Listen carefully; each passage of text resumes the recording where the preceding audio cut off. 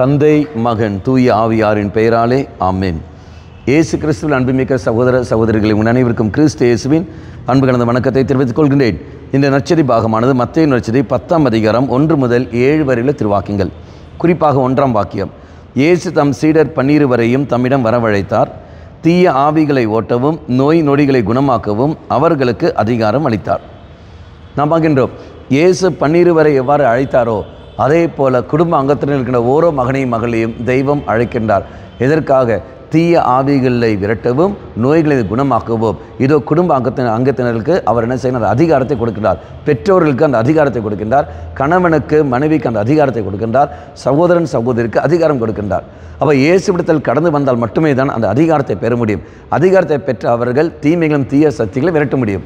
ஆனால் நாம் வந்தாலும் வராமலேயே எப்படி அதிகாரம் கிடைக்கும்? குடும்பத்தில் குடித்து கொண்டு வாழ்கிறார்கள். குடும்பத்தில் கீழ்ப்படுத்தலுக்கு எதிராக போய் கொண்டிருக்கிறார்கள். குடும்ப அங்கத்தினர்களை மதிக்காமலே வேதனைப்படுத்தி காயப்படுத்தி வாழ்கிறார்கள். மற்றவர்களை அவமானப்படுத்தி வாழ்கிறார்கள். தனிமைப்படுத்துகிறார்கள்.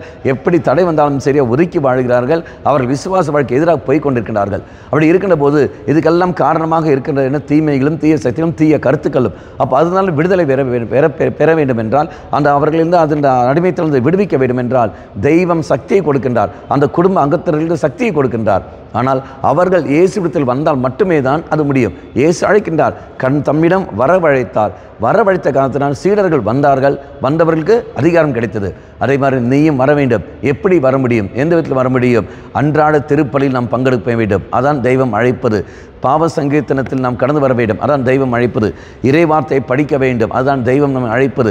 குடும்பத்தில் நாம் செய்கிற ஜெபமாலை, அதான் தெய்வம் நம்மை அழைப்பது.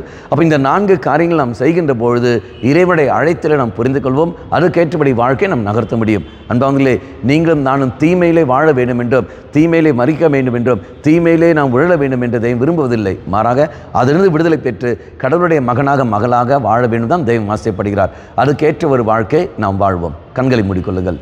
நல்லவனாய தெய்வமே, நீ தருகின்ற அதிகாரத்தை பயன்படுத்தி கொண்டு எங்கள் வாழ்க்கையில் இருக்கின்ற, எங்கள் குடும்பத்தில் இருக்கின்ற, நாங்கள் வாழ்கின்ற சூழலில் இருக்கின்ற எல்லா தீமைகளையும் விடுதலை பெற நீரே கிருபை தந்துள்ளோம். அம்மா மாதாவே, விசேஷமாக எங்களுக்காக பரிந்து பேசும். ஆமேன். தந்தை மகன் தூய ஆவியாரின் பெயராலே ஆமேன்.